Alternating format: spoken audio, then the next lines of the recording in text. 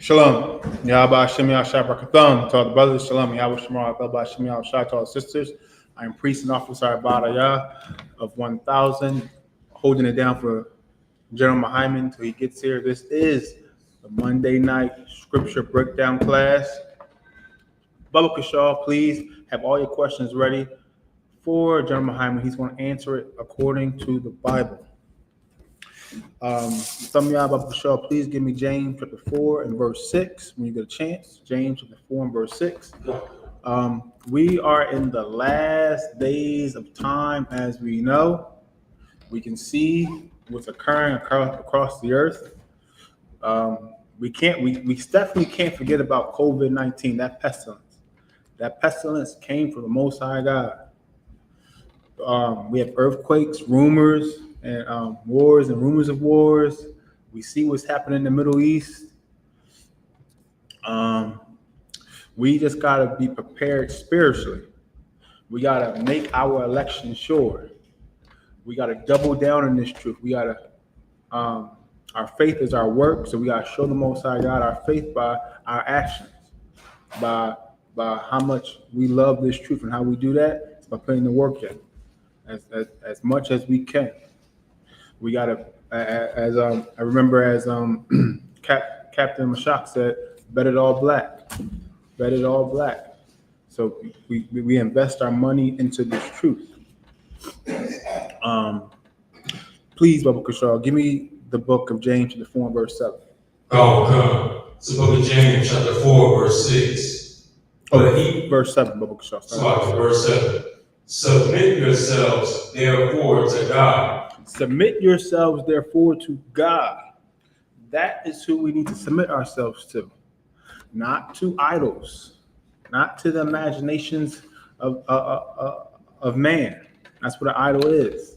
Man created it. We can't serve the Christianity, Caesar Borgia.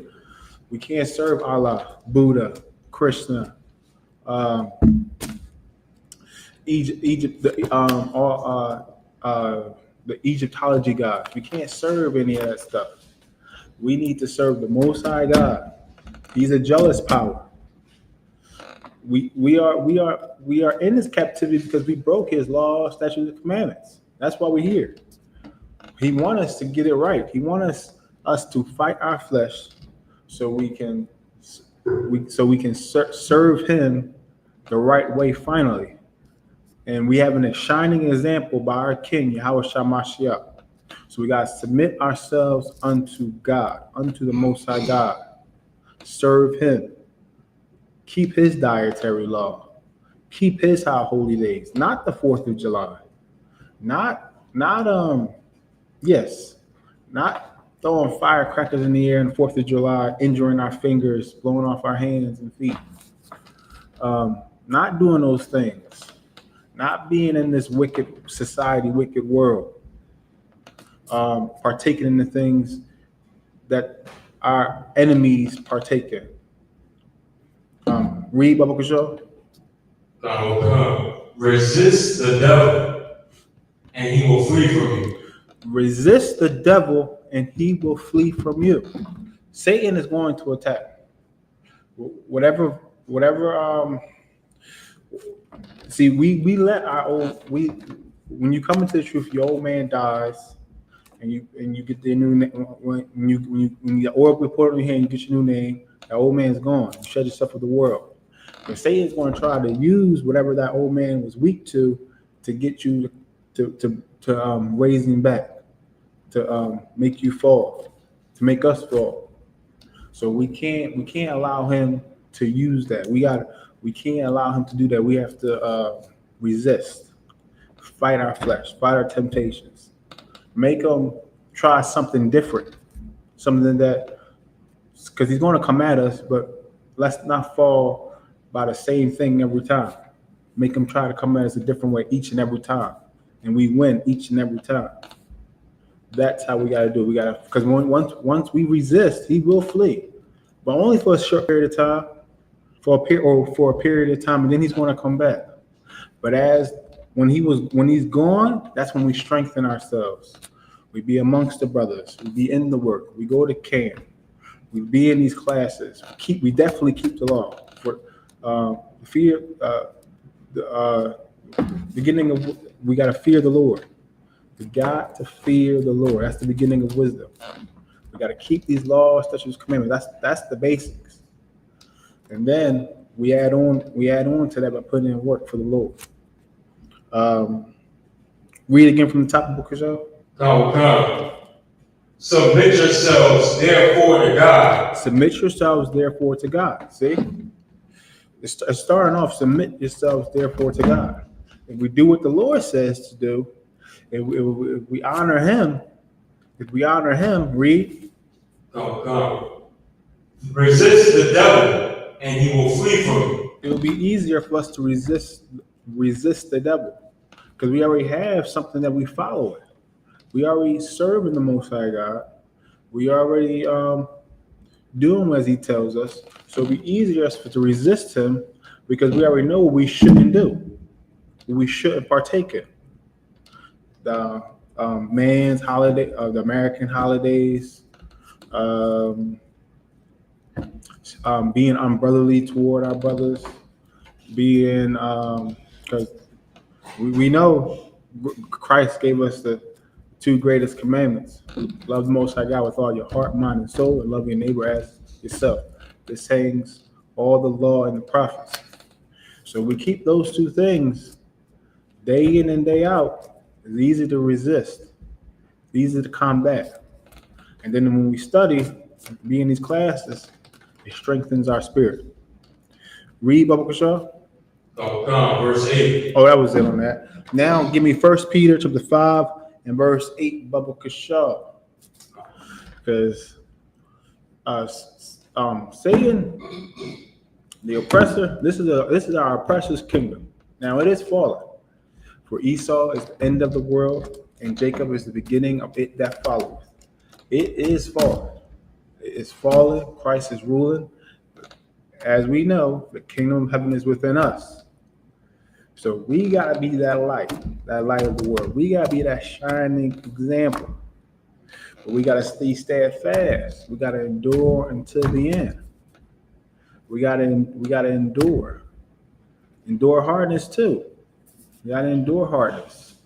We got to take the check-ins, take the corrections, and basically we got to man up in this truth. That's what we got to do. Read 1 Peter chapter 5 and verse 8, Baba Kashaw. Come. It's the book of 1 Peter chapter 5, verse 8. Be sober, be vigilant. Be sober, be vigilant. We gotta be sober. We gotta be vigilant. We gotta be on guard. We gotta be on watch. We gotta be on shamar. We gotta be focused. We gotta be focused on Abba, on our Father, who's in heaven, the Most High. Read. Okay. Because your adversary, the devil. Because our adversary, the devil, is out and about doing his thing. He's trying to see who he can catch slipping. He's trying to see who he can get to fall. See who he can get to leave the truth. To turn his back against the Most High God. To drop his sword. To renounce his oath. Read. As a roaring lion. As a roaring lion. He's as a roaring lion. He's aggressive with it. Our adversary is aggressive with it. He's roaring too. He's roaring, but that shouldn't shake us. We shouldn't be shook, because when you know you doing the right thing, when you being righteous, when you keeping the law, nothing can shake you. Read. Come. Walketh about, seeking whom he may devour. But we have the armor of the Lord, the helmet of salvation, the breastplate of righteousness, the girdle of truth, the footsteps of the gospel of peace, the sword of the shield of faith, and the sword of the spirit. We got that spiritual armor.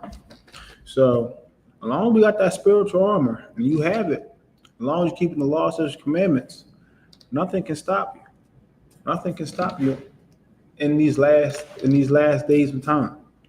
Read Biblical Show. Come, verse 9. Whom resist steadfast in the faith. We could drop that. Give me 1 Thessalonians 5 and verse 2. 1 Thessalonians 5 and verse 2. Yeah, our adversary, that roaring lion, he won't be able to shake us. He won't be able to shake us.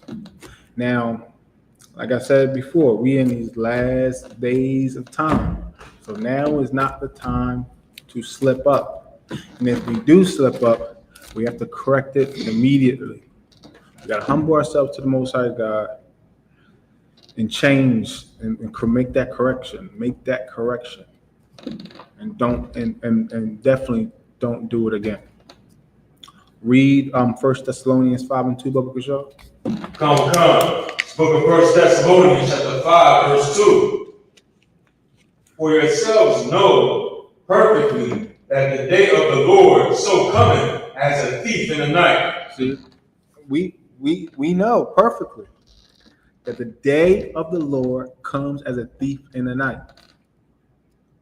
So it's going to come when we least expect it. When we least expect it. Just as a thief in the night comes when everybody's asleep, no one's expecting him. Everybody he comes and he goes. That's how the day of the Lord's going to be. It's going to come. It's going to be when we least expect it. Everybody's going to be doing their own thing, and boom, Christ appeared with the 200 million angels, and it's going to be too late in that day. So we got to get prepared now. Change our ways now. It's very important that we do it. We have. It's like in the kingdom, we're going to have to keep the laws, statutes, and commandments anyway. You're going to be forced to, or off with the head. So, and we're going to be in a culture raised in keeping the laws, statutes, and commandments. We're going to be it's going to be written in our inward parts. But why not keep it in Satan's kingdom where you can get a crown for it in Christ's kingdom? There's a high reward for eternity if you just keep the laws and commandments now. There's a high reward. High reward. And the Most High God has something in store for us that we can't even imagine. Like everything that we picture, that we think the kingdom of heaven is going to be, there's something else that hasn't even come into our minds. And we can think of the wildest thing, but there's still something else, something greater that the Most High God has in store for us that we can't think of, because the Most High God's thoughts is higher than our thoughts, and His ways is higher than our ways. So of course He's on a whole different level, and we just can't imagine it. Give me Matthew chapter 24 and verse 36, Biblical Show. Yeah, that thief in the night. So we must get prepared.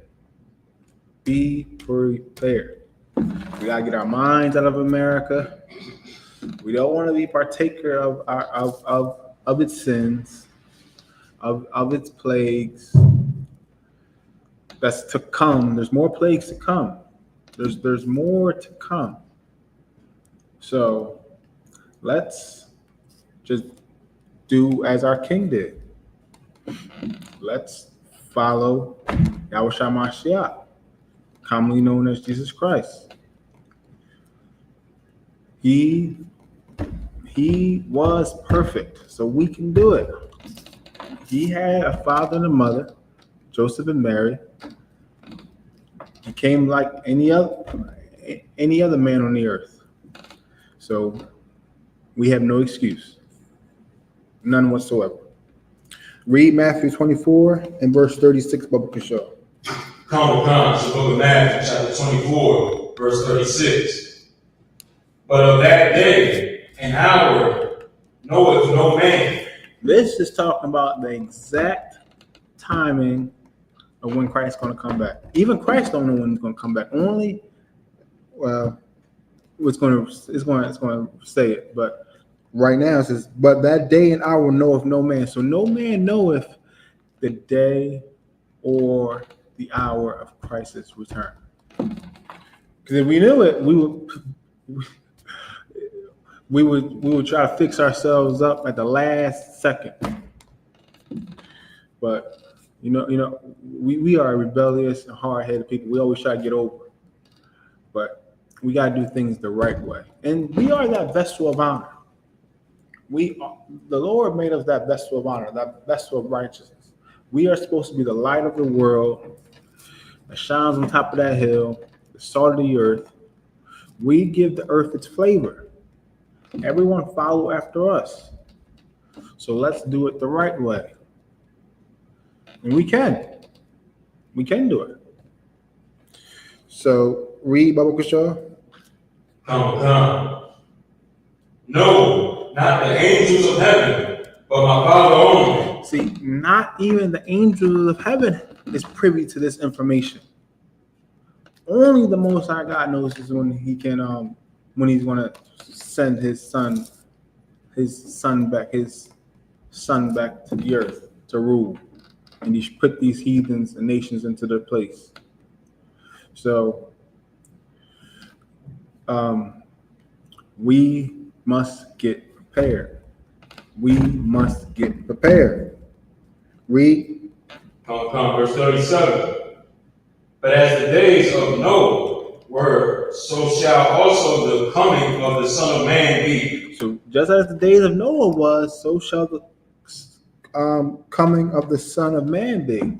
Because Noah was out there building the ark. No one believed in Noah when he was building that ark. Everybody was thinking that he was just out of his mind. But at the last second, when it started to rain and it didn't stop, it was like, oh snaps, we messed up. We messed up, and we don't want to have that spirit. We don't want to be in that position when we see if Christ come back in this generation, if we see the Christ and the angels and be like, oh snaps. What the U.P.K was saying on those street corners in these classes was right. We don't want to be in that position. Don't let our rebellious nature and our hard-headedness get in the way. We got to stop being prideful. Read Bible Kishaw. Come, verse 38. For as in the days that were before the flood, they were eating and drinking. For as in the days that were before the flood, they were eating and drinking, going about everyday life, doing what they want to do, not caring that there's a God in heaven watching every action that we was doing at the time. Read. Come. Marrying and giving in marriage. Marrying and giving in marriage. Day-to-day life. Read. Until the day that Noah entered into the ark. Until the day that Noah entered the ark. And once he entered into the ark, it was a wrap. It was too late then. No one else. It was Noah, his wife, his sons, and their wife. And then, of course, the animals. Yes. So we want to make sure we make it on those chariots.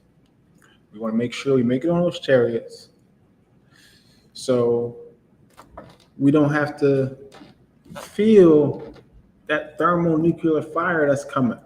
Our flesh gonna burn off our bones while we stand on our feet. Our eyes gonna burn out our sockets. Our tongue's gonna burn out our mouths.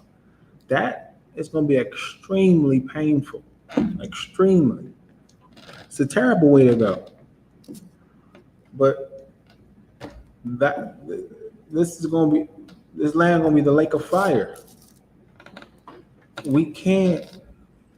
That's why we can't enjoy the pleasures of sin for a season. We have to serve the Lord. We have to serve Abba. Give me Ephesians chapter 4 and verse 4 of the book of Show. We need to serve the Most High God in truth. He has a specific way. He wants to be. He has a specific way. He wrote it down in his laws, statutes, commandments. There's no way to get around it. There's over 600 laws, statutes, and commandments in the Bible. We know that he serve the Most High God. We only can serve Him. Can't serve no other idols. Can't use His name in vain. Keep the Sabbath holy. We got to keep the Sabbath holy. Keep His high holy days holy, separate, set apart.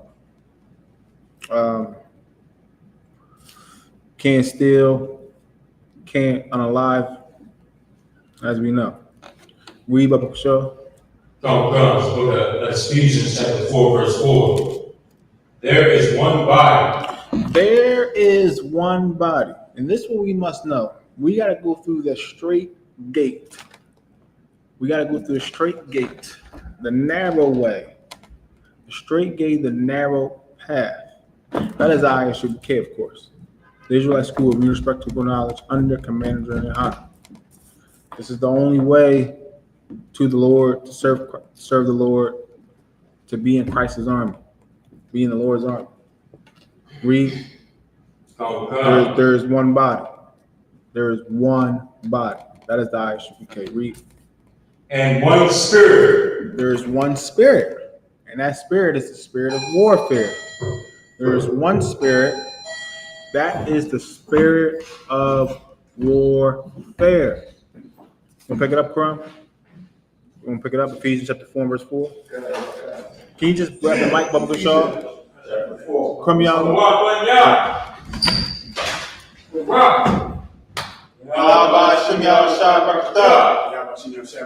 Pick it up. Hold it down. Help you out a little taste if I could. I'm going to take your questions. That's what I'll do.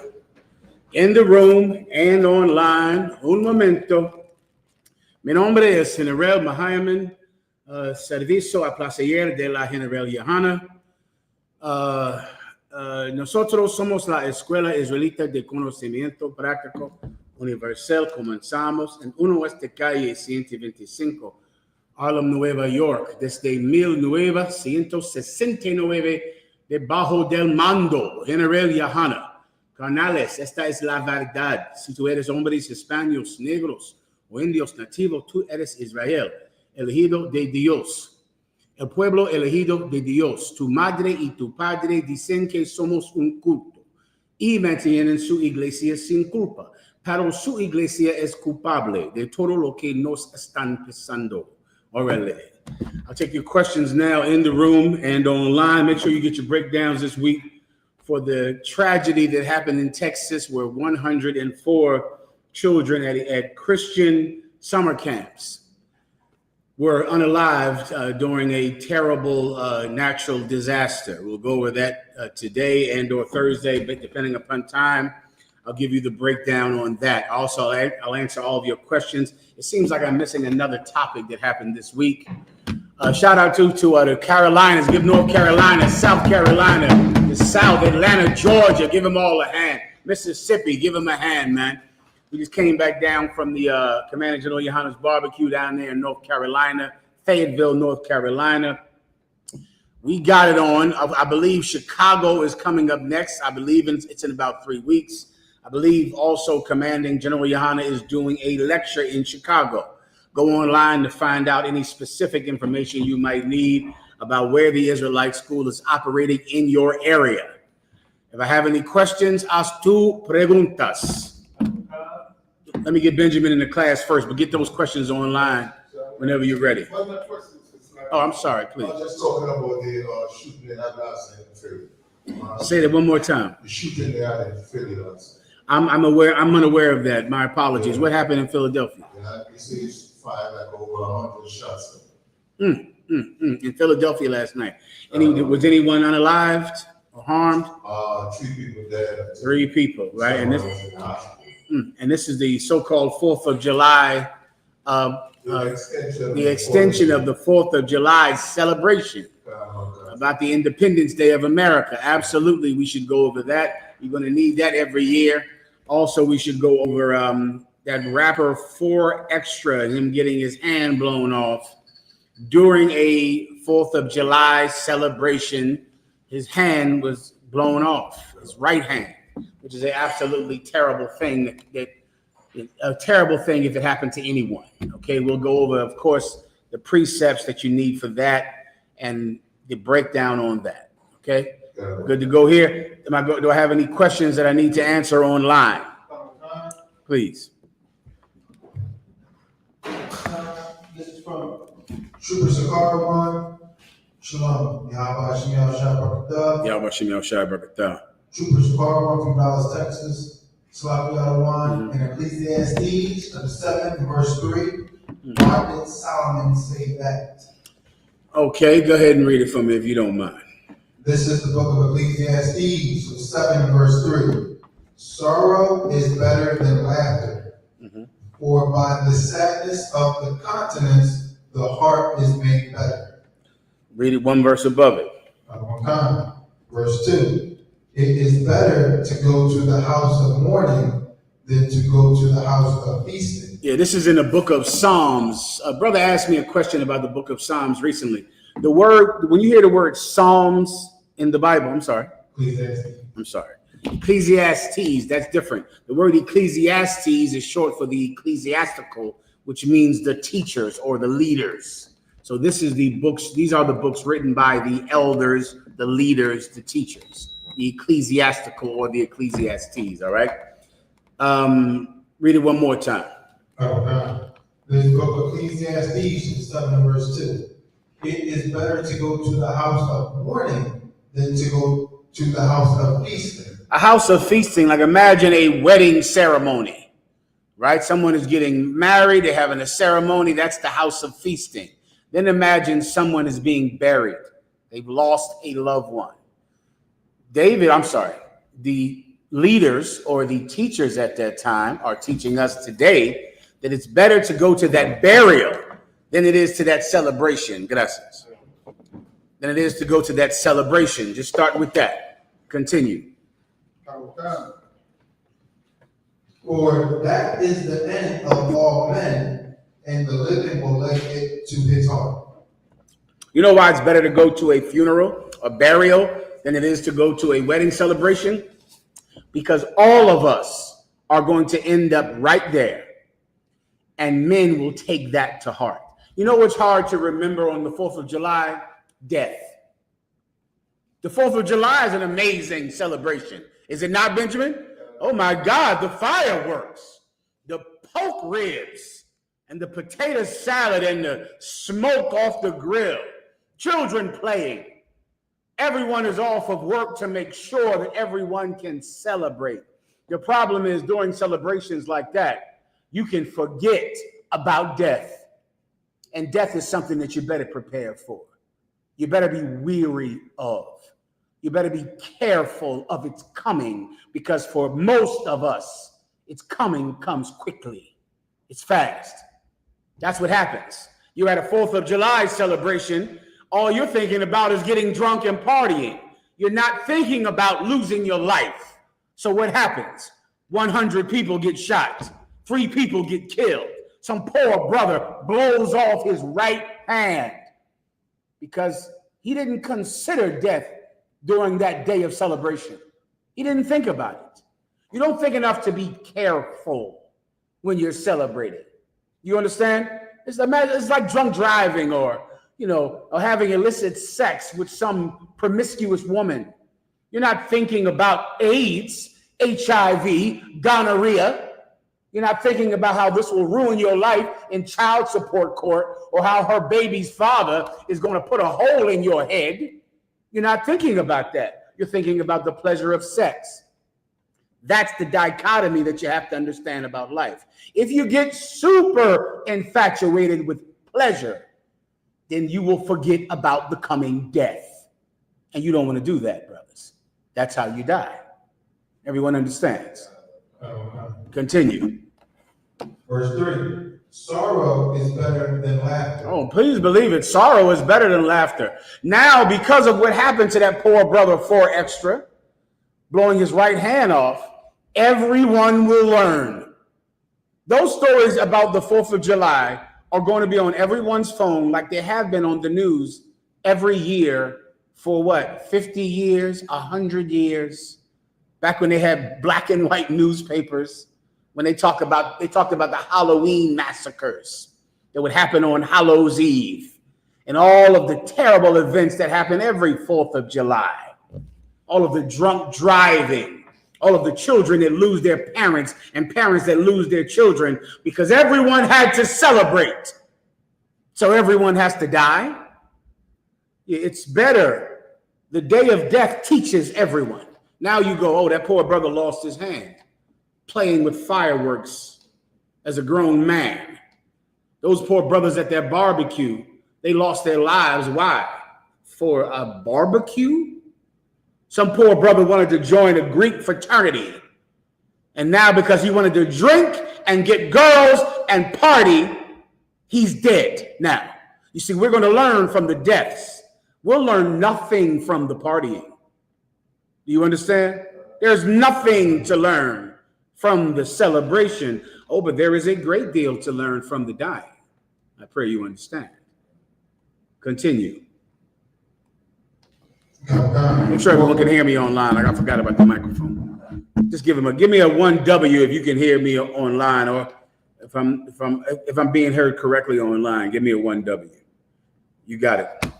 For by the sadness of the continents, the heart is made better. Yeah, by the sadness. So now, instead of hearing about how wonderful the fireworks were, or how wonderful the Jay-Z concert was, or how Beyonce rocked out the 4th of July party, that will not fix my life.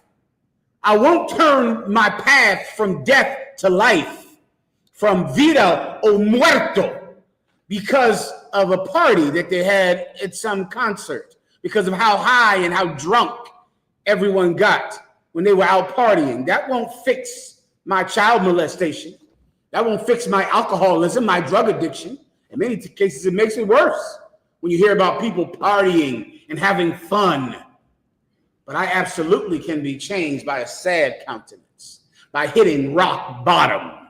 Those of you out there who understand what I mean, then you know what I'm talking about. That's an important thing in drug addiction, alcoholism, to hit the bottom. Why? Because the bottom is where you change. You don't change when you're partying, snorting coke, and getting high. When you're having a great 4th of July, you will never deal with your past trauma or what happened to you in your childhood, because you're always drunk and you're always high and the fireworks are beautiful. So that won't change you. But the sadness of death, that changes a brother up. It changes a woman. It's better for you. It's rock bottom. Everyone understands. I believe I answered the sister's question, all right? Anything else? I'm sorry, the brother's question. Pardoname. This is from Trooper Sigarawan, Slavi Adawan. Can you break down the history of the I.S.U.P.K? That's a long history, brother. We've been around for quite a few years now. Since 1969. I'll give you the abridged version of it, all right? You have slavery. During the time of slavery, unbeknownst to our slave masters, at that time, slave masters kept black people working so hard. Black people in the South worked from can't see until can't see. That's an old slave term. From can't see to can't see, or from can't to can't. Meaning they worked from sundown to sunup. Those were their literal hours. Sundown, so sunup is like 4 or 5 a.m. It's when the rooster crows.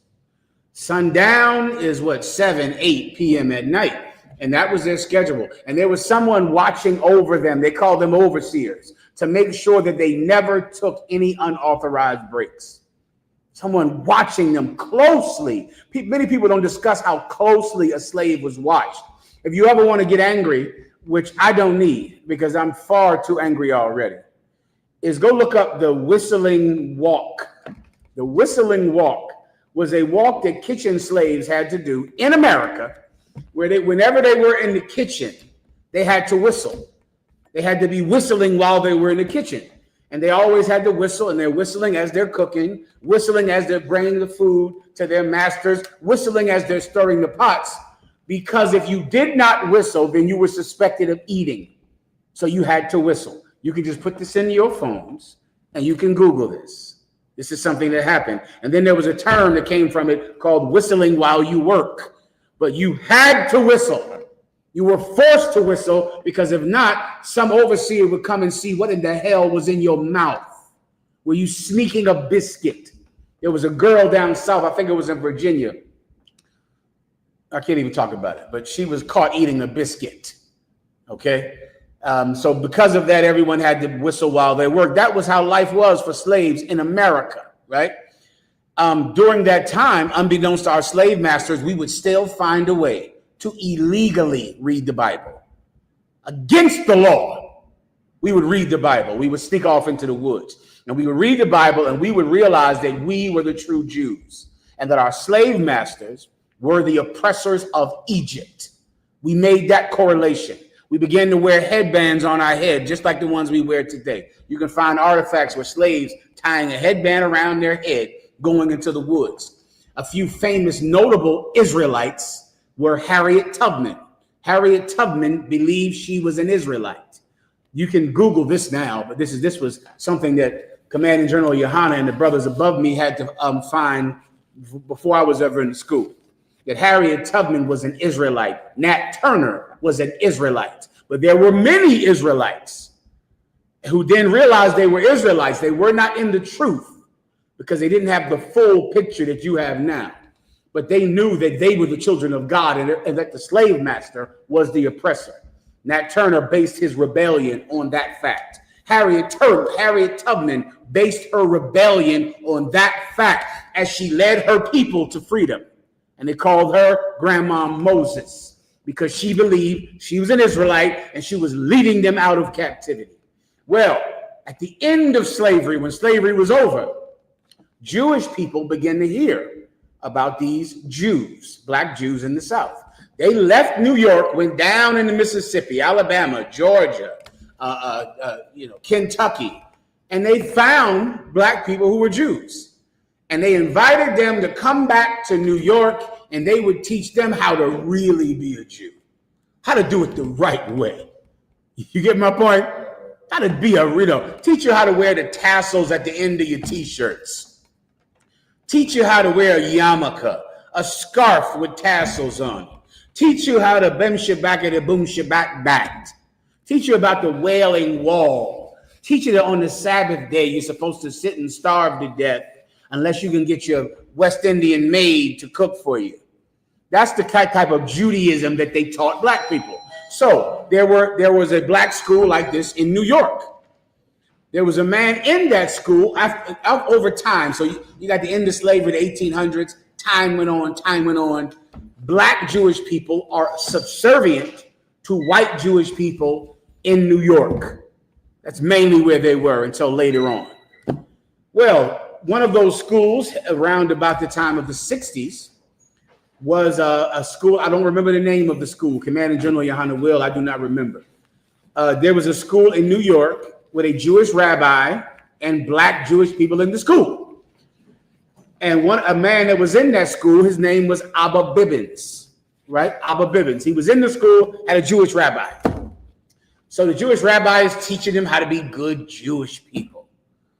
How to Shabbat Shalom and tassel t-shirt, and how to mainly take white supremacy in the form of Judaism.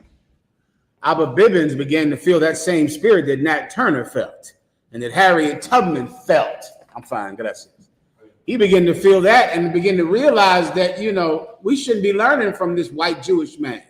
He went to the Bible and saw that the Jews were black, and saw all the color scriptures that we teach officers right now on their officer's test. That's where they come from I.S.U.P.K. He began to realize that. And he said, you know what? We're not learning it here anymore. You're a white man. You're the devil that the Bible speaks of.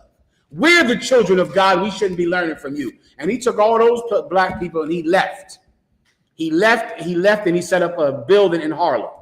And as he's in that building in Harlem, he goes out to teach by himself. At that time, many of the rules that we have today come from these stories. He went out alone by himself to teach in Newark, New Jersey. He was beaten to death by the Nation of Islam. That was during the height of Malcolm X's, rise. And Newark, New Jersey was heavily Muslim, much the way Philadelphia is today. And they beat him to death and killed him. When the word came back to Harlem that he was beaten to death, everyone left. Everyone fled. They all went back home, and they all kept their fringes on their tassel T-shirts and their scarves and their yarmulke hats and their lovely wife, and they went home to eat matzo balls and matzo crackers. They left because this life was too dangerous for them. 7 men did not leave. 7 men were inspired by his death. Right. Inspired by it. These 7 men were Chief Head Priest Yaquab, Chief Head Priest Ariah, Chief Head Priest Mashah. This is out of order, my apologies. Mashah, Yeshaya, Lahab, Kazak, Shar. I believe I said 7. All right.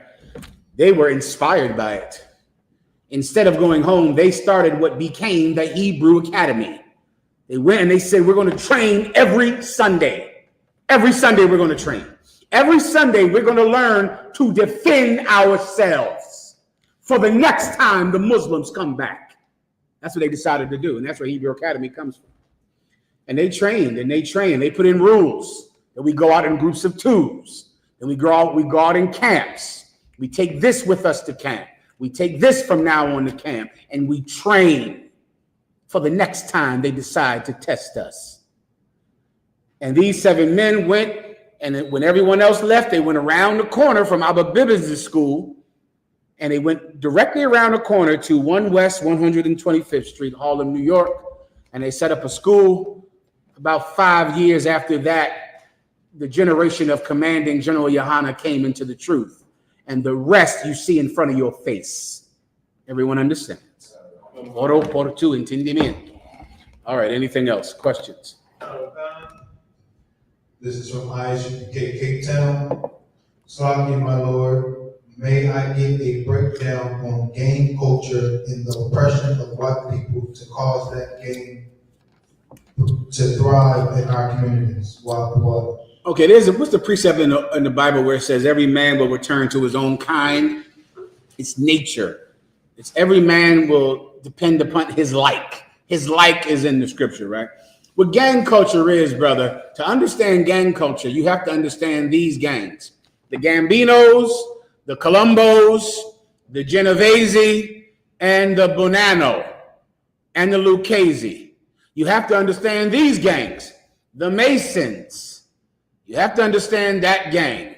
Because gang culture from black people comes from our mimicking of white gangs.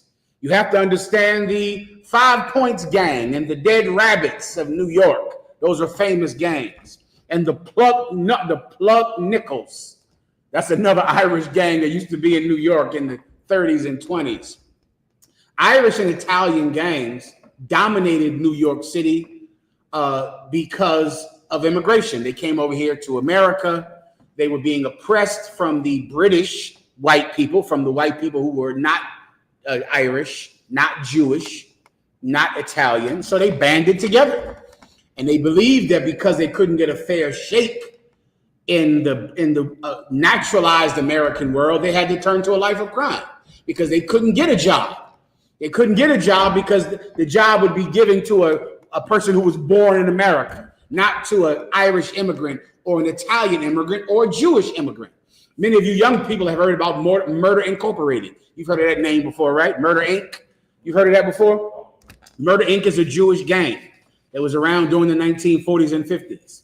All Jewish people. Lepke Libowitz, and Meyer Lansky, and Bugsy Siegel, who were all members of Murder Incorporated and who killed thousands of people. Also, the people that they killed were also Italian. They always killed their own people. Italians killed Italians. Irish killed Irish and Italians when they were at war with each other. They killed each other. That's what they did. And they were so prevalent. And then they went into politics. They went into the unions. And then another Irish gangster named Kennedy, his son became president. And John Kennedy's father was an Irish gangster, a bootlegger who sold alcohol during Prohibition. And he was one of the biggest bootleggers in the country. And he was an Irish gangster. But he made enough money to get his son president. John Kennedy became president with the help of the Italian mafia. Am I telling you, is this a conspiracy theory? You know I don't know about conspiracy theories. All I know is what I can prove. And what I just said, I can prove it. Not with conjecture, but with actual facts in court, in the Senate hearing, in front of Congress. You can pull up the tapes of the cat saying it. Everyone understands. Well, what did black people do? Black people were released from slavery in the South. They went to New York. They went to Chicago. They went to Philadelphia, New Jersey. They went to California. And they began to do the exact same thing that every poor immigrant does when they come to America and they're being oppressed by the people above them. Being a gangster is American. Do you understand? It's an American concept. And people who learn the foul and unjust side of America will always turn to crime because it's the only path led open to them. Many times I'm from the tribe of Judah, the so-called Negro. And I'll see so many, I traveled around the world under commanding General YAHANNA. And I don't know if I've been in a hotel that wasn't run by an East Indian, an East Indian person. They own hotels, brother, in every city I go to, every last one. Behind the desk is an East Indian person. You already know about 7-Eleven. You already know about Dunkin' Donuts. You already know. Do you know these Chinese places, the Chinese restaurants that are in every neighborhood in California, in Philadelphia, New York, Baltimore? Do you know that they are chain restaurants? They're not individual mom and pop stores. I have it right here in my phone. It's right here. They're a chain, which is why their menu is the same everywhere. Their menu is the same everywhere for the same reason that McDonald's menu is the same everywhere. Because there is some Chinese company in China who sends people to America with special government help and government grants. And they set up these restaurants in black neighborhoods, and they're only allowed to do it in black neighborhoods. I have it right here, factual from the Congress, from the Senate. I see everyone has an industry. The Chinese, the Japanese, the Koreans, all have the hair and nails, all of them.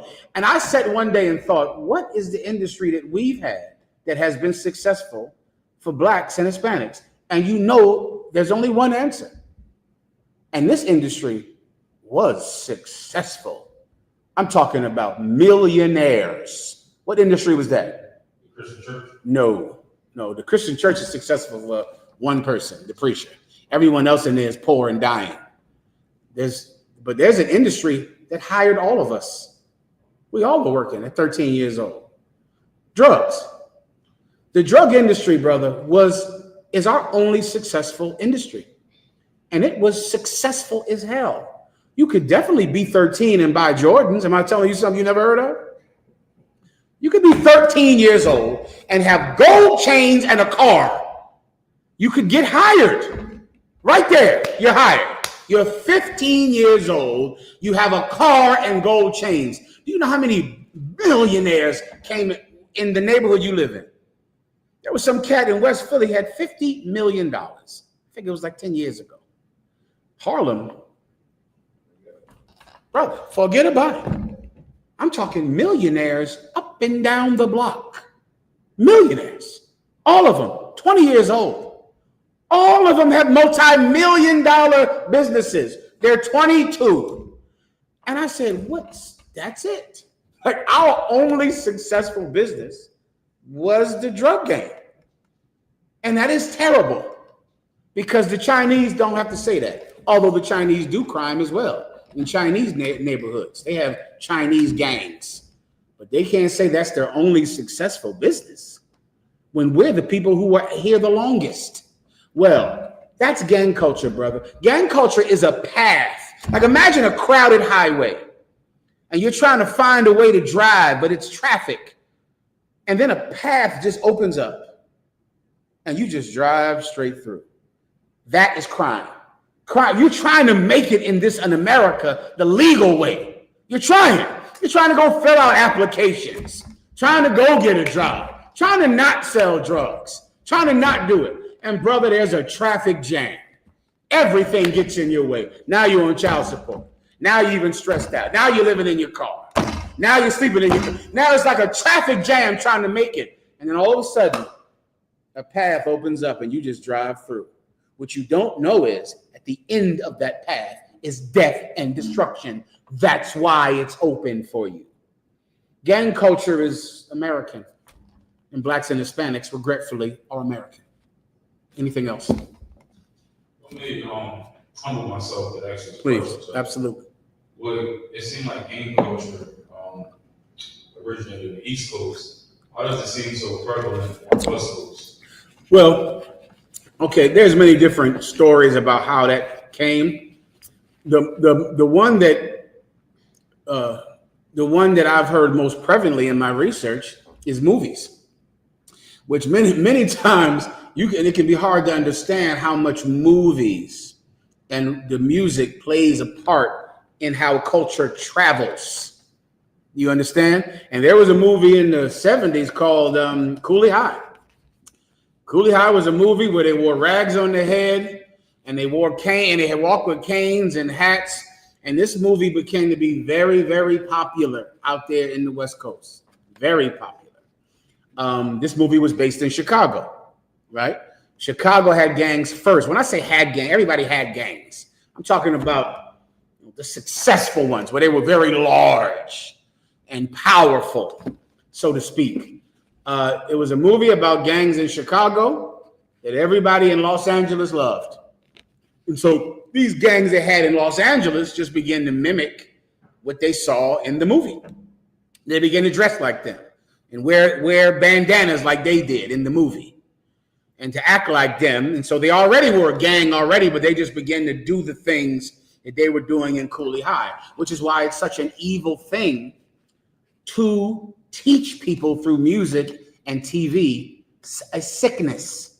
Because I know for a fact that white people believe that listening to certain music influences people to do crime because Leo Cohen said it. I have him saying it on the Breakfast Club. He said he didn't want to let his kids listen to hip hop music. And Charlemagne, the so-called God, said, why not? And he said, because I knew it would influence my children to do crime. And then Charlemagne said, well, damn, why did you let black people listen to it? You know what his answer was? Hey, I gotta eat.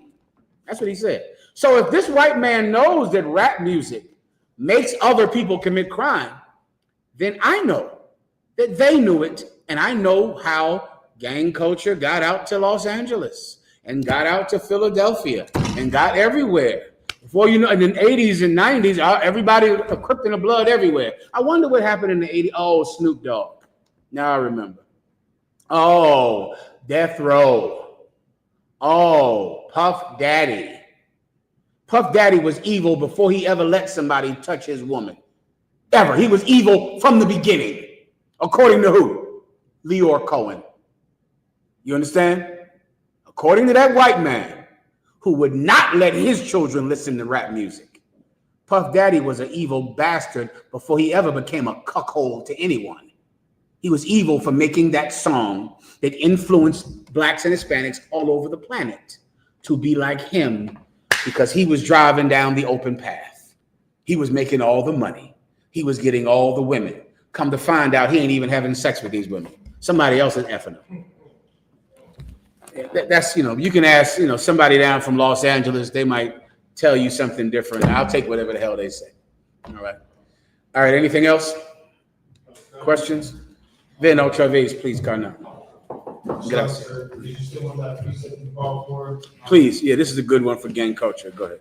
God is the book of Ecclesiastes Yes. to the 13th verse 16.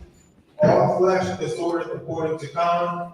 All flesh consorteth according to kind. You know, when you're hurt and when you're in danger, you come back to your kind, your people. The word kind down south, they call it kin.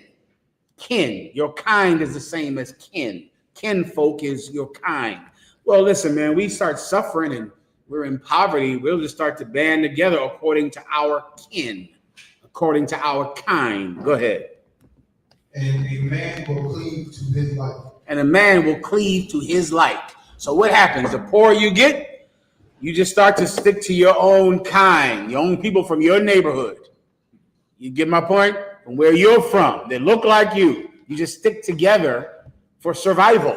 And that's what gangs had to do. How do I know it? Because white gangs did it first. They did it first. Anything else?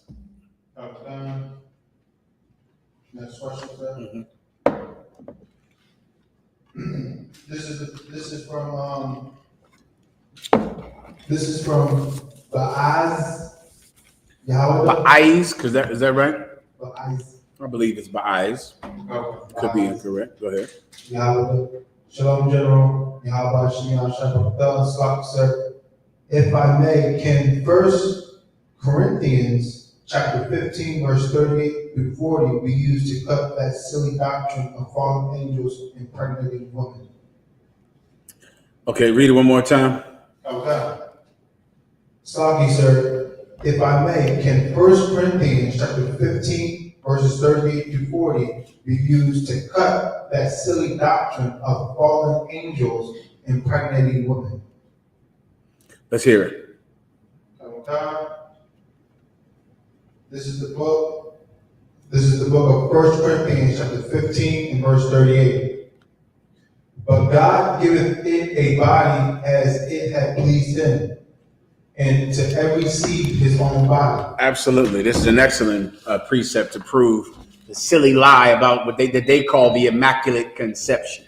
There's many precepts, but this is a good one. This will also cut the belief that when you die, you become an angel, right? You don't come from an angel seed, so you can't become an angel, but you can become a man. For your sake, I would recommend that you become a better man. But that's what you can become, a better man. But you cannot become an angel because you're two different species. Everyone understands. Próximo. Próximo. Gracias. Go ahead. This is from Hamilton, Slaki Adawan, Amani Hamilton, Slaki Adawan. Is it okay for your husband to not spend time with you and communicate with you when you can't afford to give him money that he asks for? Are you saying that is the reason that he's doing it? If she's saying that is the reason that he's doing it, on face value, próximo, on face value, no, that's incorrect. If a husband is just saying, give me $20. If you cannot give me $20, then I will not call you on the phone. That is wrong. Now, in my experience, there's another side to the story, meaning her husband's side. More than likely, if I was to talk to him, he would say that what she is saying right now is actually not factual to the reason that he is not speaking to her. So, but since she asked the question, I'll just simply answer it. No, it is wrong if your husband says, do you have $5? No, then I will not call you until you give me $5 because that is how much my phone calls cost. That would be unkind. That would not be treating her the way the Bible says to treat her, or to dwell with her. That would be incorrect. However, because I've been doing this a few days, more than likely that is not the reason if I was to ask him. Everybody understands. All right, next, próximo. Okay. This is also from Amani Hamilton. Slaki, sir. I also want a clarification on if it's appropriate for a woman to suggest how money is spent, and if your husband can take money from you to buy his other ribs gifts but ignores you. Well, that brother's sitting somewhere like that, motherfucker. That's why I don't call you. More than likely, sis, this is why he doesn't call you. This right here. Right? She gave her name, right? So, sis, probably this is the reason that he wants to spend time with his other wife, because his other wife doesn't embarrass him publicly. Women, you don't understand men, a lot of you, because you're so self-centered. And being self-centered can cause you to be ignorant about every other person in your life.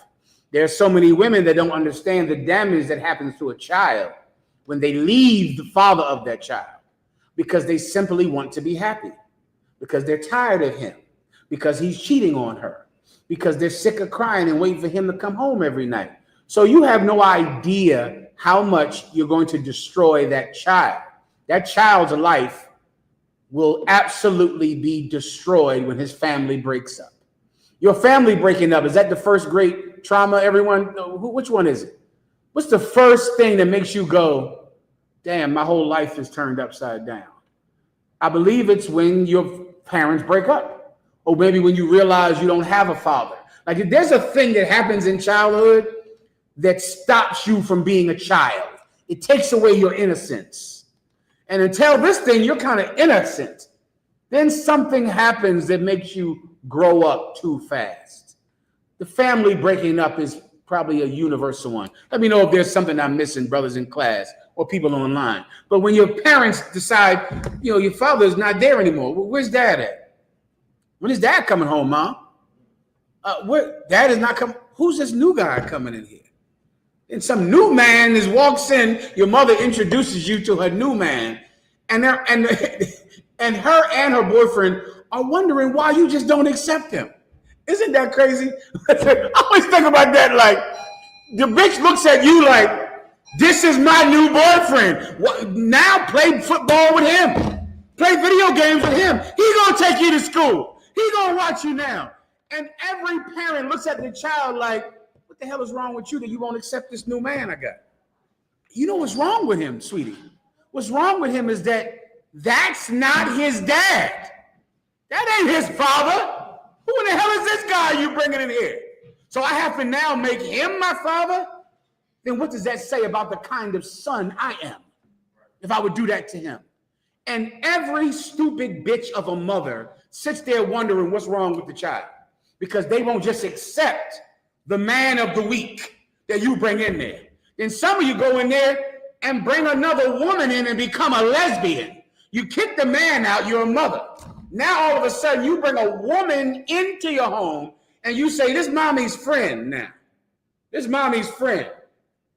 And then the boy is looking at her, or the daughter's like, this is a woman, mom. What in the hell is happening in my life?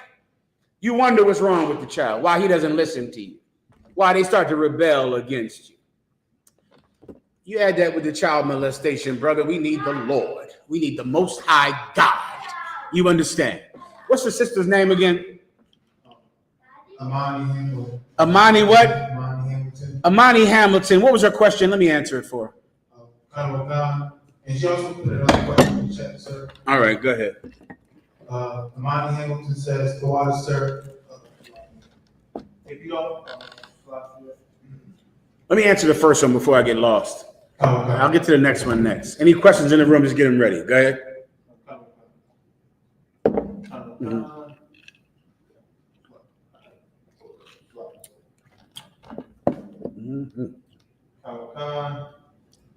Question is, Salaki, sir, I also want a clarification on if it's appropriate for a woman to suggest how money is spent, and if your husband can take money from. Stop. Let me slow it down.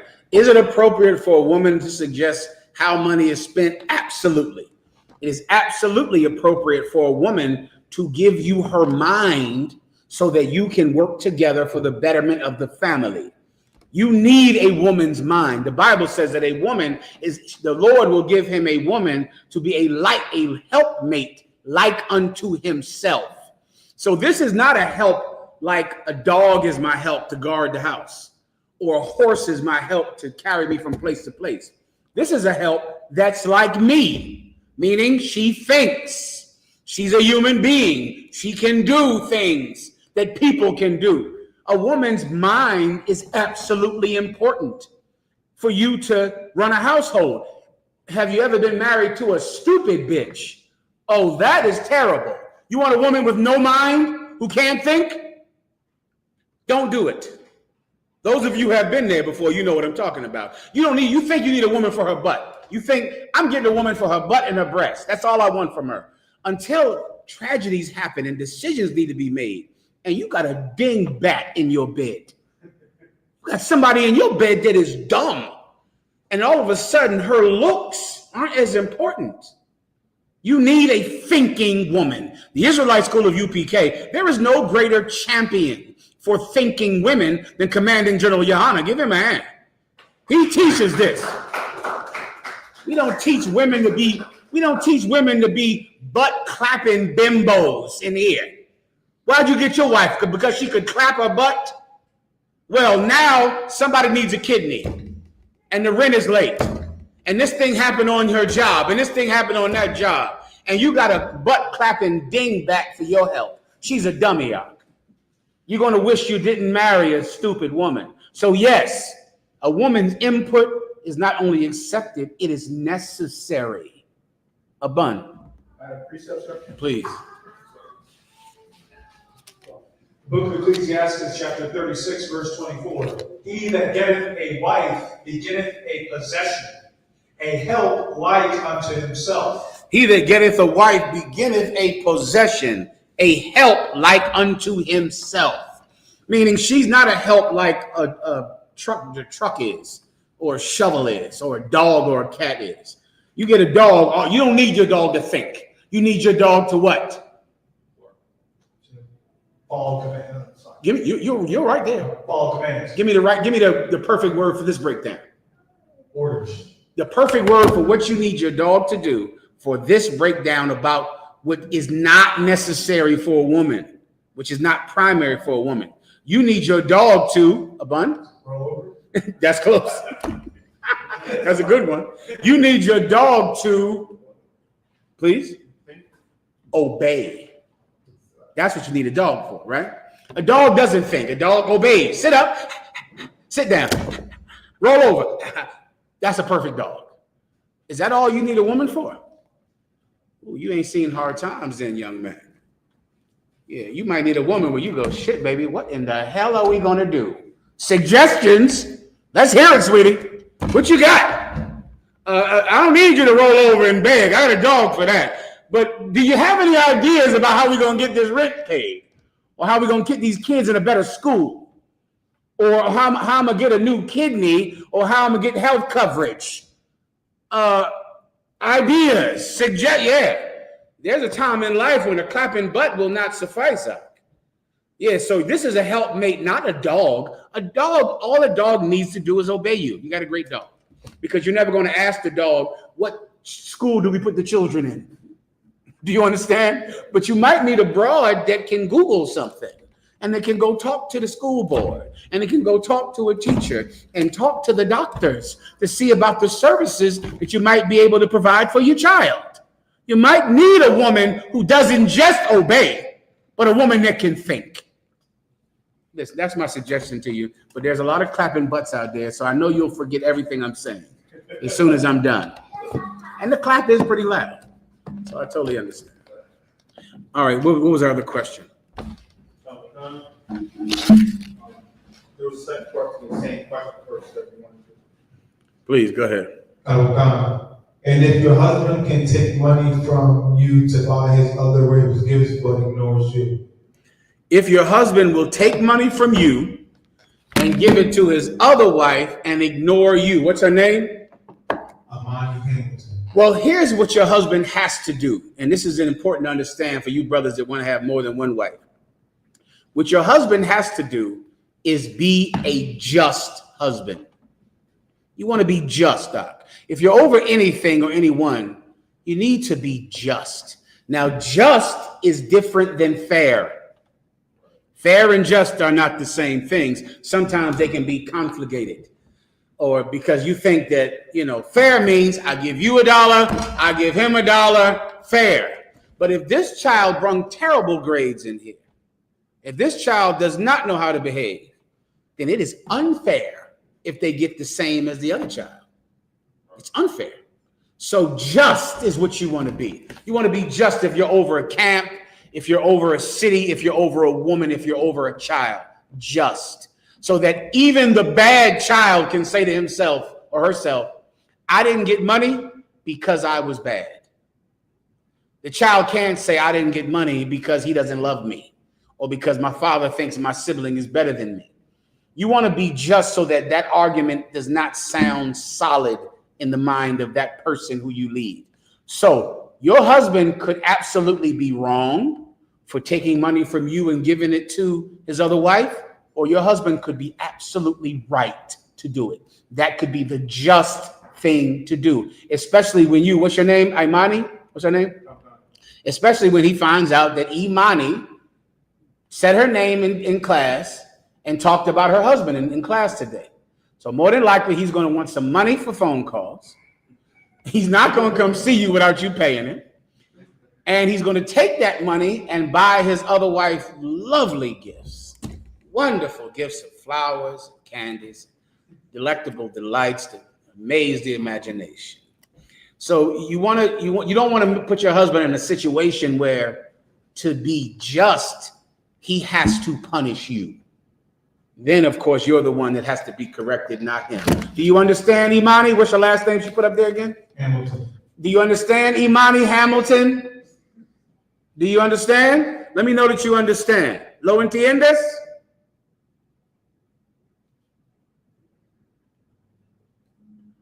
Let me know. If not, give me the next one. Amani Hamilton says, "The wise sir." Please, my pleasure. My pleasure. If you Con don't mind- mucho gusto. Go ahead. If you don't mind, for more understanding, how do I get answers to these questions in private as to not embarrass him? What you should do, Imani Hamilton, is call your camp leader. Call your camp leader and he will counsel you, give you the counsel of the sage elders. You call him up and he will counsel you in private. That way you don't embarrass Imani Hamilton's husband, and he goes straight to his other wife and gives her the best sex in the world and takes her to the movies, takes her to see what's the new movie coming out? Superman. Your husband and his other wife are going to be sitting in the Superman movie with your money. That's what's going to happen. And then take her to a nice steak dinner out there. Hey, Marty, give him enough money to take her to Peter Luger in New York. You, Marty, give him about $300. Let him take her out for a good time.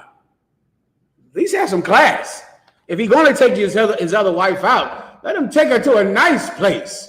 Let him take her down to Peter Luger or King's Steakhouse. I got to take Commander General YAHANNA out to King's Steakhouse for gratitude for what he's done for me. I've been meaning to get him to chop down there at King's, man. Let your husband take his wife to King's Steakhouse down there in New York, in Brooklyn. Let him show her a good time, all right? Anything in the room? Go ahead. Anything else? Go ahead. This is from Priest Sapkarya. Shalom, Lord in Christ. Sir, if I could, can I get a breakdown on Ecclesiasticus, chapter 13, verses 17 and 18 of the show? Please. This is the book of Ecclesiasticus, chapter 13, and verse 17. What fellowship hath the wolf with the lamb? So the I don't have that with file the on me. It's lamb. not in my pocket. See if I left it. I need somebody to round it to me real fast. All right. All right, shalom. Say one more. Okay. What fellowship hath the wolf with the lamb? Uh-huh. So the sinner with the godly. Yeah, this is excellent. Do me a favor. Unbutton this for me, please, bro. I appreciate that. The what? No, that one. This the call. There you go. My apologies. The what? All right, go ahead. Read it again. Okay. What fellowship hath the wolf with the lamb? Mm-hmm. So the sinner with the godly. The Bible is saying, what fellowship? Fellowship is friendship. Friendship, right? What friendship could a wolf have with a lamb? So the same is the sinner with the ungodly. In this metaphor, which one is the ungodly? The wolf. Which one is the with the sinner with the what? Say it again. I'm sorry. Oh God. What fellowship had the wolf with the lamb? Mm-hmm. So the sinner with the godly. Right. The wolf is the ungodly, the sinner, and the lamb is the godly. A wolf and a lamb cannot be friends. Well, a sinner and a godly person cannot be friends either, because that sinner is going to eat you alive. That's the point. So many of you, you're so stupid. You think that you can go and be friends with some crackhead or some weed addict or some whore, and you think you'll just be, a positive influence in their life. They're going to devour you. They're going to turn you into a sinner. This is against trying to be friends with some sinner. It's trying to, show you the danger in doing it. All right? Please, Abun. Please, vent out your face, please, Carnell. Go ahead. Come, sir. A question on that topic. Delineate or keep a difference between friends. Just tighten it up a little taste to it, right? The only friends you can really have are those that are true, like you are as well. How do you delineate friends from business partners or business associates? I have a lot of things I'm trying to get them off the ground. Yeah. I have partners that I wouldn't ever associate with, and partners that are straight up, heathens. Right. How do you delineate between the two, and the keys for having a business partner is my question, sir. Perfect. Okay, the best way to understand the difference between a business partner, an associate, a colleague, and a friend, the best way I would describe it to you is that a friend is someone that you would be an assurity to. You know what the Bible says about be not an assurity for this person. An assurity is like someone that if this person makes a mistake, I'll pay for it. If this person does something wrong, then check it out on me. That's a friend. You understand? Well, I'm going to suffer if this person is wrong, then you can count me as being wrong. That's friendship. An associate, a business partner, or a colleague is someone that you will not be an assurity for. I can't tell you that this cat won't do that. He might do everything you're saying he does. I don't know him like that. We're just business partners. We make money together. We work together. So will I verify that he is not a criminal or that he did not do something immoral? No. Your business partners can be deviants. They can be liars and thieves. They can be terrible people. You don't know. So you can never be willing to stand in the place of judgment for them because you are not their friend. You will not be an assurity for them. I'm using that phrase because that's specifically what the Bible says about being an assurity. Now, your friend, there are many cases where you might have to die for him. That's an absolute possibility where you could have to die for him. You've decided, and now, if you don't know this is true, you know this is true outside of the school. Outside of the school, there are so many people in that grave because this was their friend. This was their homie. This was their homeboy. This was the cat they went to school with, their cousin. My God, you're dead over him. Fights you're going to get in that you don't know why you're fighting. You don't know what they did, but they hit him. So now I'm in a fight because they hit him. Somebody's trying to beat him up, which means what? They're going to have to beat me up. You understand? I'm being an assurity for him. I'm willing to stand in the face of death for this person. That's friendship, Buck, and that's no small deed. You should be very careful about who you call a friend. Be careful. As far as associates and business partners, man, have as many as you can. What difference does it make? The minute the business deal is not profitable to you, end it. The minute you're not making money, end it. If you're making a lot of money, keep it going. You're in a relationship with him for your own gain. You understand? You're with a colleague. I work with you on a slavery. I will continue to be your colleague as long as they pay me. Some of you, those of you people out there, you ever think you was going to stay friends with your high school friends forever? Raise your hand. You ever think you will play the basketball team with him? You think you are going to be friends with this cat forever. What happens after high school? Who knows? You never see them again. Why? Because you were really simply classmates. So the minute you don't go to the school anymore, you don't call each other. You bitches out there, or you women, Salakia, I'm trying to be polite to you. You women out there, your girlfriend on your job, you would think you was a twin with her. You would think you would share a womb and suckled the same nipple. You're so close with the girls on your job. What I always wonder is, who were you friends with before you worked at that job? You were friends with some other hoes. You're not friends with them anymore. Why? Because you don't work there anymore. You think the women you work with are your bestest, closest girls. You are associates. The minute that job stops paying you, you will not call them anymore, and they will not call you. A dumb, idiot, stupid bitch thinks the women she works with are her friends. They're associates. They're colleagues. When the job fires you, or you get a better job, or they get a better job, you will never hear from them again. You should learn the difference between a friend and an associate, a colleague, or a classmate. Anything else? There was one more verse, sir. Mm-hmm. What agreement is there between the hyena and a dog? And what peace between the rich and the poor? Here we go. What agreement is there between a hyena and a dog, two enemies? What agreement could there be between the rich and the poor? This is something that the Old Testament was constantly trying to enforce, that Christ came back and enforced again. The rich and the poor are enemies. We are enemies, Hawk. And thinking something different makes you the lamb and them the wolf. You the dog and them the hyena. You are enemies with them. You're not Puff Daddy's friend. You're not with him. You're not Elon Musk. He's not your buddy. Donald Trump is not your buddy. They're nothing like you. They hate you. They want to devour you. We're not friends. We're not together. And if you don't understand it, maybe the coming events will make it more clear to you that rich men hate you.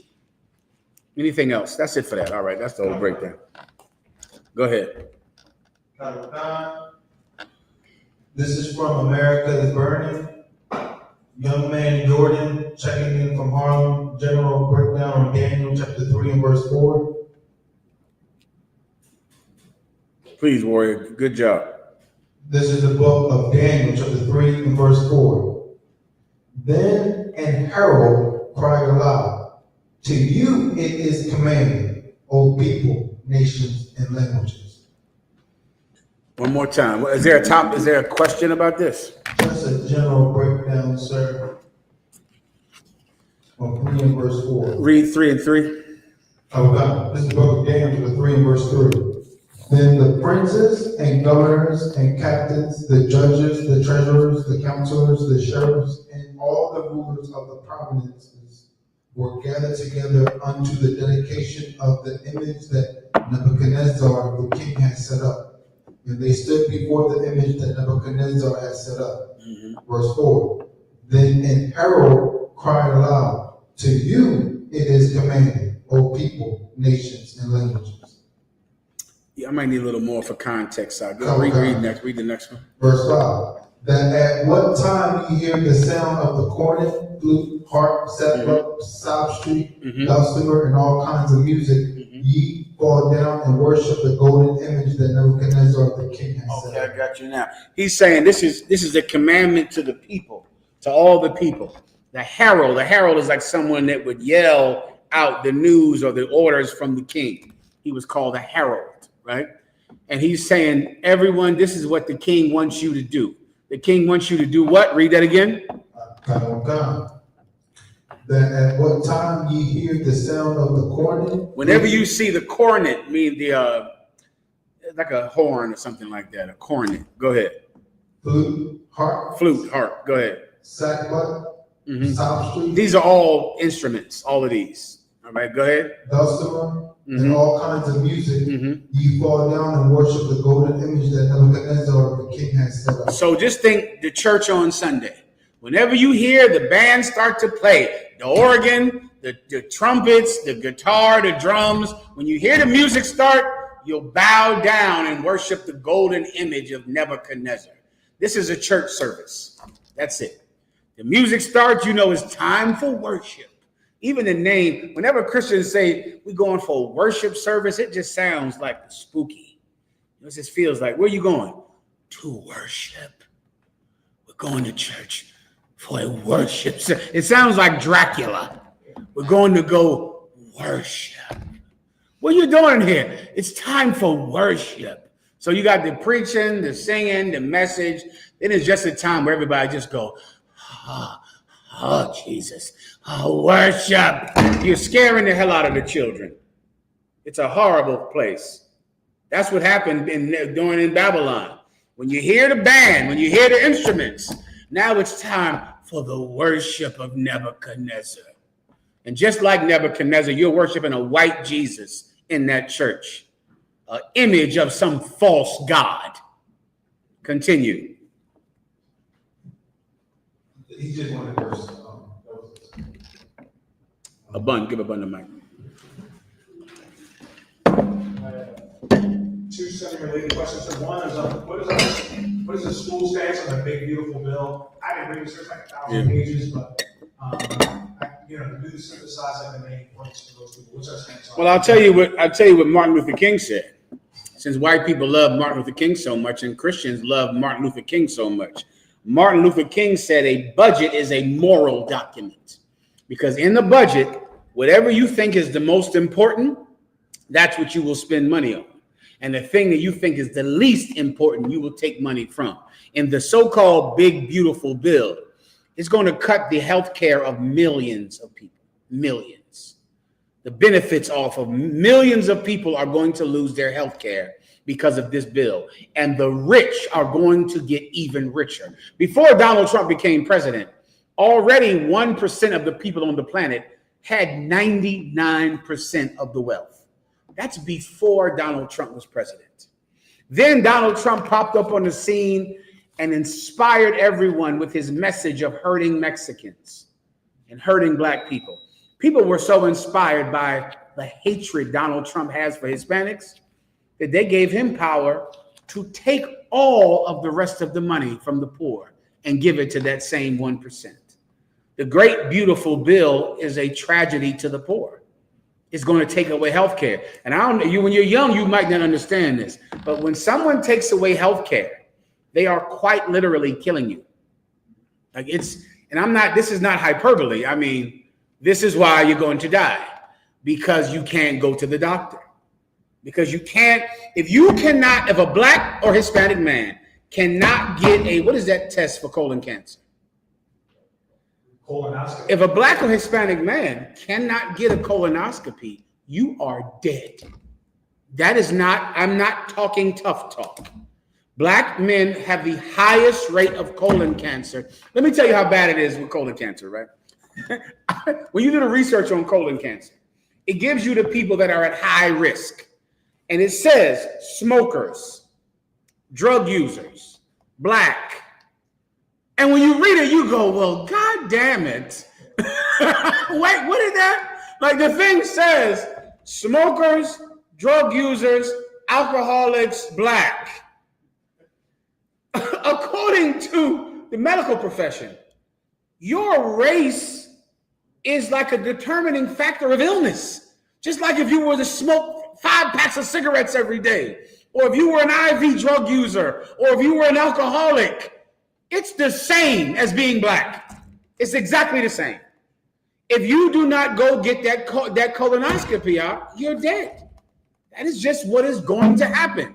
So someone that takes away your ability to get a colonoscopy is killing you. Black women, if you cannot get prenatal health, if you cannot get the help that a woman needs when she has a child, you are dead. Black women die on the delivery table more than anyone on the planet. I mean, countries with no health care, countries who are poor, Their women live through childbirth more than black women in America.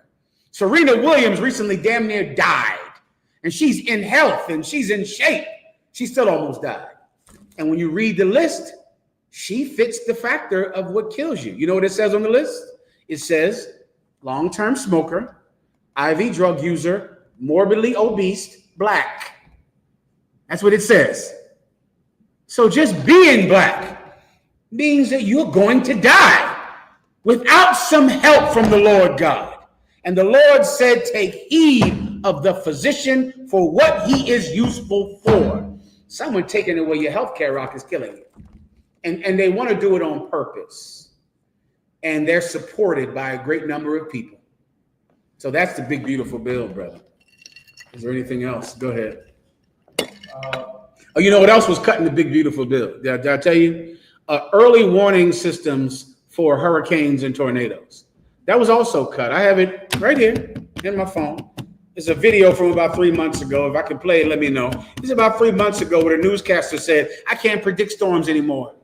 I can't predict them. He said for 30 years, I could tell you if the storm was going to turn. I could tell you whether or not it would hit you for 30 years. Now, I just don't know because the funding from the National Weather Service that we were getting, we don't get anymore. So I can't tell you. Remember that, Texas. Remember that. It quite literally is going to kill people. People are going to die, and people are already dying. Because why? Because one stupid idiot was smart enough to know that poor white people will do anything if you will exercise hatred to blacks and Hispanics. They will give you their paycheck. They will even give over their lives if you will promise to take the life of Hispanics. All right. Anything else?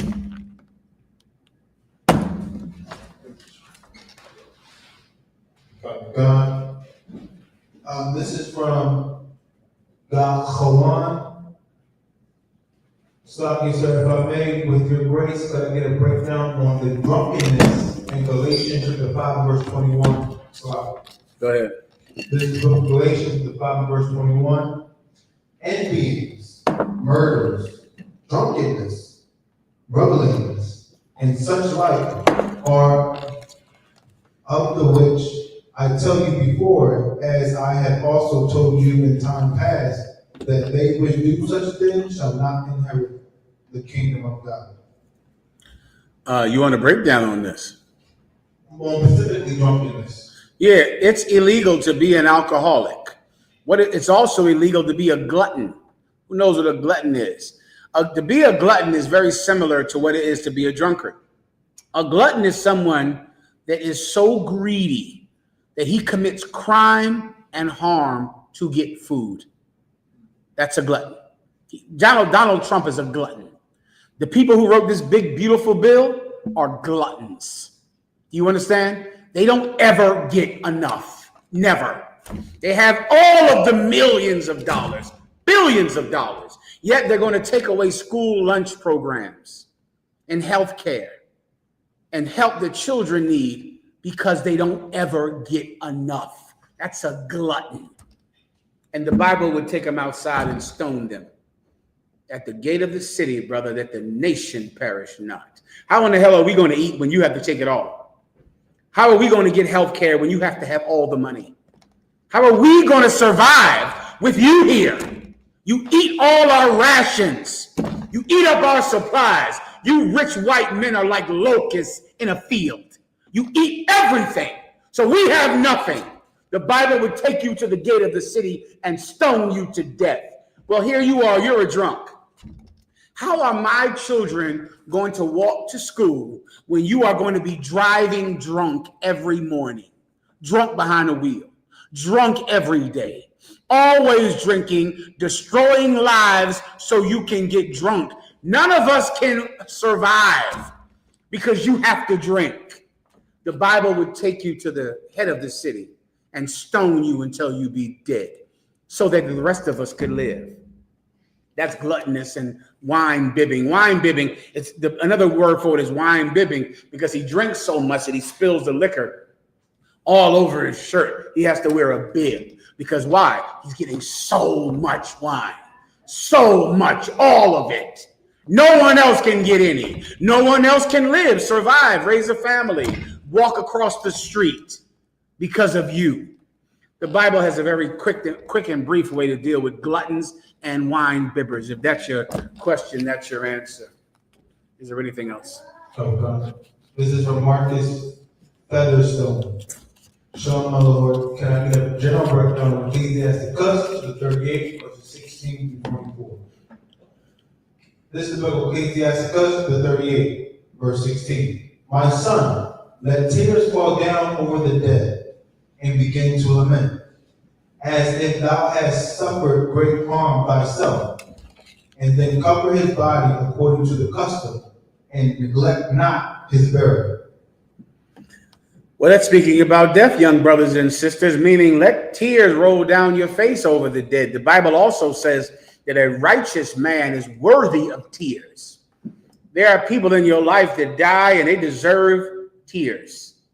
They deserve tears. You should be crying over them. It's no shame in it, or if you think that there's something wrong with it. Of course, that's some misunderstood sense of masculinity that some of you get from having an alcoholic father.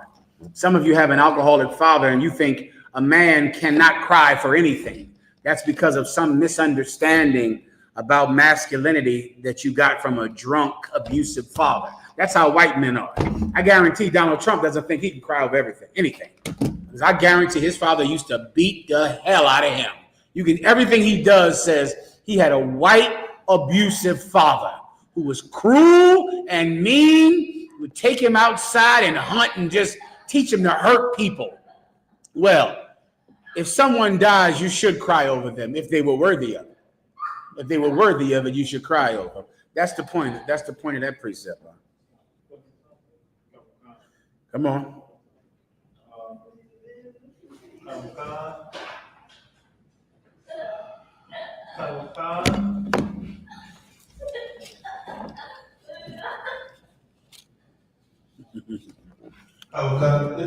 This is from Javon Robertson. Shalom. A theoretical question. If an Israelite man is slain, his wife taken and impregnated by a Gentile of the flesh, is that child then cut off from the covenant with Israel? Yes. That child is a Gentile of the flesh. So meaning Israelite man. So I'm assuming she means that her husband is killed. So then she marries a white man. I don't know why you would do something like that.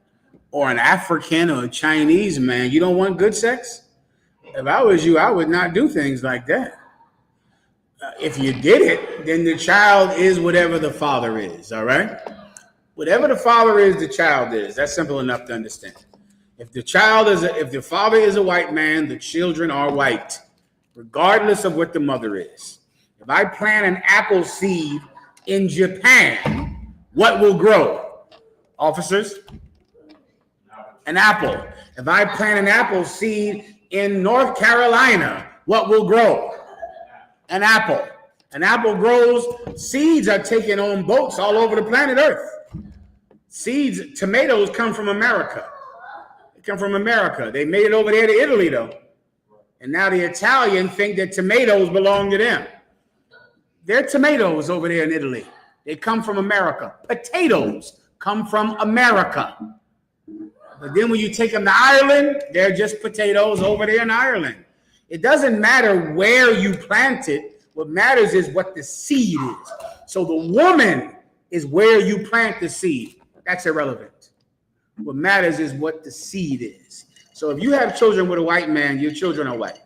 And that's just that. Now, if you're in that situation and you come into the truth, we can give you counsel on what to do. That doesn't have to stop you from, some of you out there, you got an African kid at home. So what? You got a white kid. Who cares? You're sitting at home with a little white child. Come into the truth anyway. You're an Israelite because your father is an Israelite. Your child might be white. You were in the world. I did far worse things when I was in the world than have a baby with a white man. I did way worse things. So if you're a girl out there and you had a baby with a white man, come in the truth anyway. Bring that white baby right in the truth. We'll tell you what to do with that white baby. The white baby will grow up and be the head of the FBI. I counsel some people with white kids, brother. Them white kids gonna excel. I'm gonna train this white baby up to be president of the United States, and he gonna go in there and pass some laws for our sake. I'll create a white ally. This is a white baby raised by a black or Hispanic woman. The baby is not in the truth, but the baby absolutely knows that the dogs eat of the crumbs that drop from the master's table. So that baby will go become a president, police chief, mayor, and help people, his mother's people. There's a place for everyone to help if you want to help. So that doesn't have to stop you if your baby is a white man or an African.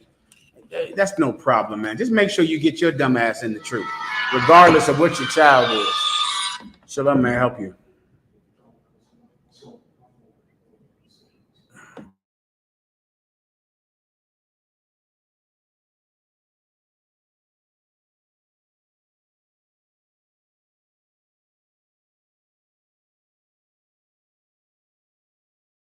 You got it. This is from Jar Craze. While you bringing up Babylon, does the Most High love slavery? I only ask because I came across a random brother on TikTok praising the plan on how Babylon had everyone together. He was upset how the Most High separated us from the other nations. Yeah, I don't know who that brother was. I'm assuming he was not one West. No, the Most High God hates slavery. The slavery that we served in the West Indian Islands and the Spanish, under the Spanish conquistadors, under the Spanish, the British, it is a terrible, terrible crime against the children of God, against the chosen people of God, elegido de Dios. It's a terrible thing, and I don't know what he's talking about with Babylon. Babylon was destroyed by God. God hated Babylon. God hated it. God confounded their languages because he did not want them to come together. Because when the people of this world come together, they unify in defiance to God to go and to fight God. They don't come together to serve God. The Israelites are going to unify 12 tribes to serve God, not to fight him. The other nations come together to fight God, which is why God confounded their languages. I don't know who you're watching online, but if I was you, I would have a discerning mind to know when I'm hearing BS and when I'm not. Any other questions? Okay. This is from Officer Zakaria. Shalom, Lord in Christ, General Slaki. Were there choirs in ancient Israel, and were they the same as the choirs today? There absolutely were choirs in ancient Israel, and they were nothing like the choirs today. The choirs today are full of, what do you call them? Homos. Have you heard of them? There's a lot of them, and they're all in church. The choirs of ancient Israel were groovy brothers who played instruments, played the guitar. David was good with playing the guitar. Give me to the chief musician. Just find that word in the book of Psalms. When you hear the book of Psalms, right, the term Psalms is the same as the word songs. This word songs is actually the word thongs. Thongs is the sound that you make when you strum a guitar. Like that, thum, thum, thum. That's psalm. That's a psalm. That term psalm, it started off as being thumb. Then over time it became psalm. Over time it began to be song. But it's the strumming of a guitar or a kanar or a lyre, which all is the same as a guitar. Right? It's a guitar. And David played that guitar. David played that guitar so well, brother, that he went and played it for King Saul when King Saul wanted to kill him because King Saul was jealous of the fact that God preferred God preferred David, and he had rejected Saul. That's the same reason that these Christians hate us. The Christian church hates Commanding General YAHANNA. They hate the UPK. You know why? Because God has rejected the Christian church. And God has chosen the Israelites in the UPK. And because of that, Christian preachers hate us because God has rejected them and God has given their position to us. And we're going to do something with it. I pray you understand. That's why Saul hated David. But David went into King Saul's throne room and played the guitar for him. And the demons left King Saul. And he was just so moved by how well David could play that guitar. Black people are creative. We're the musicians. We're the singers, the rappers, the orchestra, the producers of everything that is beautiful on this planet Earth. God said that ye are the salt of the earth. And if the salt has lost its savor, how will it therefore be seasoned? Our savor, the thing that makes us have flavor, is our law, our culture, our customs. If you lose it, then this world loses its flavor. All right. So when you read about the songs, the Song of Solomon, the entire book of Psalms, it's a song book. I'll show you. Give me one part. This is all over the book of Psalms, but I'll read it for you. Go ahead. This book of Psalms, 18 verse 1, to the chief musician, a psalm of David. David was writing lyrics. David would get his guitar and write lyrics and lyrics and lyrics. And then he would send those lyrics to the chief musician. A chief musician is like an executive producer. The chief musician would take those lyrics and give them a soundtrack. He would add the strings and the horns and the psalmistry and the different flutes and everything to it. He put David's lyrics in front of a track, in front of an orchestra. And that's why we have the book of Psalms today. So we absolutely had choirs, but there were no homos in our choirs. That's different than your choir. Your choir damn near got debilitated because of AIDS back in the 90s. AIDS ran through that choir like the water down there in Texas. AIDS destroyed the choir because there are so many pedophiles in your choir. David's choir was a bunch of jazzy, groovy, hardcore brothers that could play the drums, guitar, piano. You play the piano, don't you? Give Yohannathon a hand. Yohannathon is the type of cat that'll be playing the piano 10,000 years ago, which is the Lord's favorite stringed instrument. The Bible says that God loved the string instrument. A piano is a string instrument. If you open it up, it's a string in there that you're hitting. A guitar is a string instrument. A piano is a string instrument. A banjo, a bass guitar is a string instrument. A bass is a string instrument. Those are string instruments, but you also have different wood instruments like the flute or the trombone or the 1,000 other blowing instruments. And the drums, you have those instruments. God loves them all. He loves them. They're in the Bible. We play them and we sing. If you're in the Hebrew Academy, you know we sing. Oh, forget about it. Sing the hell out of a goddamn song. Not like you homos, though. Not like your church. That's not like Tyler Perry. Not that singing, but singing like a man. I know that's foreign to you. Benjamin, brother, you know what I'm talking about. You know what it means to sing like a man. That's your culture, is it not, Benjamin? To know how to sing like a man sings. Judah, we've lost that throughout the years. But the West Indians, y'all don't lose manhood over there. So I thank you for that. Give the West Indians a hand. You do something too? I'm ignore it like I don't see it. I'm act like I don't see it. Because Commanding General YAHANNA is a Caribbean man, and he don't lose manhood. But I understand that every tribe has flaws, all right? But you hold it better than most. Well, you know how to sing like a man sings. Well, in the UPK, we sing like men. In the Bible, they played instruments, and they sung like men. All right.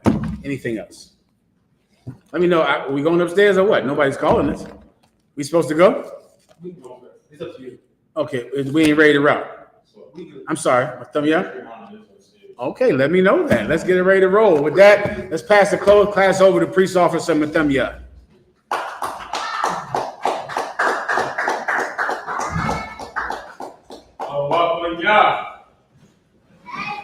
Rock.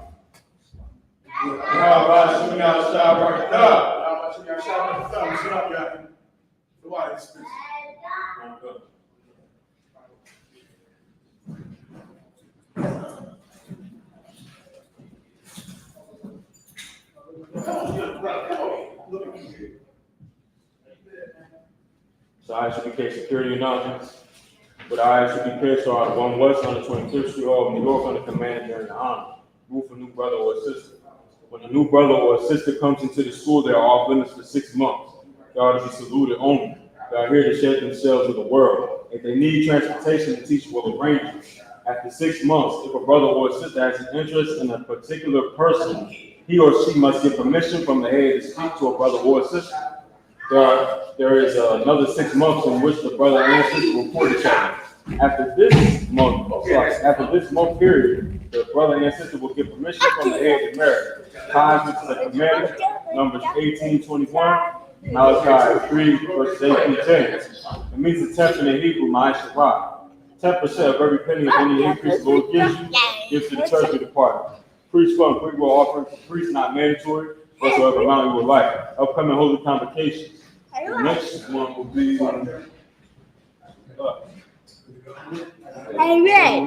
I believe the next one will be the memorial of blowing of the trumpets. You know what I'm saying? And the first day of the 7th month, Sunday, the 21st of September. You go find us in Leviticus 23, verses 27 through 32. For my occupant, I quietly check the bulletin board in the hallway. If any brother wants to be a trooper in the school, to start wearing all black, boots, shirt, pants, headband, and scarf.